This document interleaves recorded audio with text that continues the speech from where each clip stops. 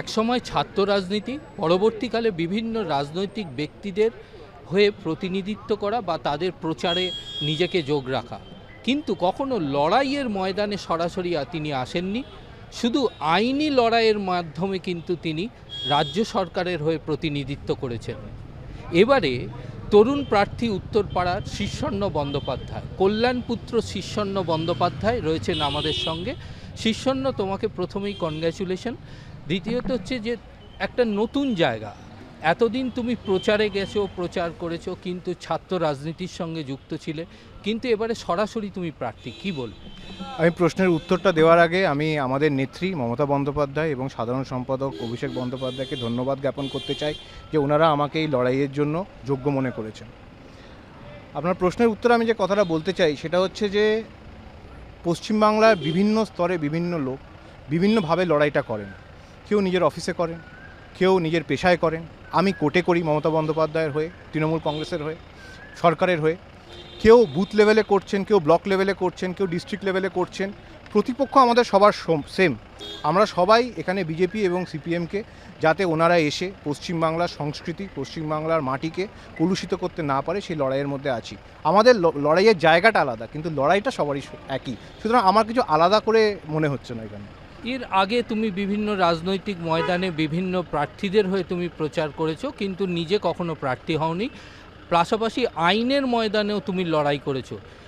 দুটি জায়গা থেকে কোন লড়াইটা তোমার কাছে শক্তিশালী বলে, কঠিন বলে মনে হয়? দেখুন, আমি যখন ছাত্র রাজনীতি করেছি, আমি যে কলেজে জেনারেল সেক্রেটারি এবং প্রেসিডেন্ট ছিলাম, সেটা সেই সময় মানে 2011-র আগে একমাত্র ল কলেজ ছিল যেখানে তৃণমূল ছাত্র পরিষদের ইউনিয়ন ছিল। সুতরাং আমি সিপিএম আমলে তৃণমূল ছাত্র পরিষদ করা ছেলে, আমি সিপিএমের কাছে মার খাওয়া ছেলে, এসএফআইয়ের কাছে মার খাওয়া ছেলে। সুতরাং যারা আমার সঙ্গে রাজনীতি করেছেন তারা জানে যে আমি কীভাবে দাঁতে দাঁত চেপে বিরোধী রাজনীতি করেছি, এবং আমি সরকার আসার পর থেকে সরকারের জন্য কোর্টে লড়েছি। মমতা বন্দ্যোপাধ্যায়ের জন্য লড়াই করতে হলে আমাকে যদি সাগরেও ফেলে দেওয়া হয়, আমি সাগরে গিয়েও লড়বো ওনার জন্য। যেখানে উনি পাঠাবেন আমি সেখানে লড়বো, এটা আমার কাছে কোনো বড় ব্যাপার না। উত্তরপাড়া কেন্দ্র, যেটাকে নাকি দেখা যাচ্ছে যে বিভিন্ন সময় সবসময় একটা প্রার্থী পরিবর্তন, এবং বিগত প্রার্থী বিধানসভায় যিনি প্রার্থী ছিলেন বা বিধায়ক ছিলেন তার সম্পর্কে অনেক ক্ষোভ রয়েছে। সেই ক্ষোভটাকে মিটিয়ে উত্তরপাড়ার প্রার্থী হিসাবে তুমি কতটা আশাবাদী, কিভাবে মানুষকে সেই জায়গাটা পূরণ করবে বলে মনে করি? দেখুন, প্রার্থী ব্যাপারটা এখানে সেকেন্ডারি। প্রথম কথা হচ্ছে মানুষ ভোট দেয় মমতা বন্দ্যোপাধ্যায় আদর্শে, মানুষ ভোট দেয় মমতা বন্দ্যোপাধ্যায়কে দেখে, মানুষ ভোট দেয় মমতা বন্দ্যোপাধ্যায় যেভাবে মন্ত্রিত্ব করেছেন, মুখ্যমন্ত্রিত্ব করেছেন সেটা দেখে। এবং প্রত্যেক দিনকার যে পরিষেবা সেটা কিন্তু দেয় হচ্ছে আমাদের গ্রাসরুট লেভেলের কর্মী, তৃণস্তরের কর্মীরা। সেই কর্মীরা কিন্তু ওখানের ভোটারদের পাশে আছে। ওখানকার আগের বিধায়ককে আমি কোনো ক্যারেক্টার সার্টিফিকেট দেবো না, কিন্তু আমি উত্তরপাড়ার মানুষের জন্য এই কথাটা বলতে চাই যে আপনারা গত 3টে সেলিব্রিটিকে ভোট দিয়ে জিতিয়েছেন, সেটার প্রচারে আমিও গেছি। এবার ঘরের ছেলে আপনার কাছে ভোট চাইতে এসছে। আমি আমার বাবার জন্য আপনাদের কাছে 4বার ভোট চেয়েছি, এবং আমার দৃঢ় বিশ্বাস যে আপনার ঘরের ছেলেকে আপনারা ফেরাবেন না, এবং শীর্ষণ্যকেও আপনারা ভোট দেবেন, একই রকম ভালোবাসা দেবেন। বাম প্রার্থী মীনাক্ষী যে বিভিন্ন মন্তব্য, তা নিয়ে তোমার কী প্রতিক্রিয়া? মীনাক্ষী মুখোপাধ্যায়ের যেভাবে ভাষা উনি ব্যবহার করছেন, কাউকে কুকুর বলছেন, কাউকে শুয়োর বলছেন, কাউকে পাগল বলছেন, কাউকে খ্যাপা বলছেন, আমার মনে হয় উত্তরপাড়া শ্রীরামপুরের সংস্কৃতির মধ্যে এটা পারমিসেবল নয়। উত্তরপাড়ার মানুষ এই সংস্কৃতিতে অভ্যস্ত নন, এবং উত্তরপাড়ার মানুষ এই ভাষার ব্যবহারকে প্রত্যাখ্যান করবেন।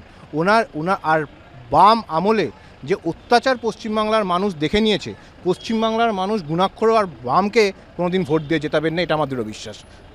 এবারে দেখা যাচ্ছে বিভিন্ন রাজনৈতিক দলের তারুণ্যের প্রতিষ্ঠা পেয়ে যায়, এবং এই যে তারুণ্যের লড়াইয়ে গোটা পশ্চিমবঙ্গের এবার বিধানসভার ভোট কতটা কন্টেস্ট হবে বলে তুমি মনে করো?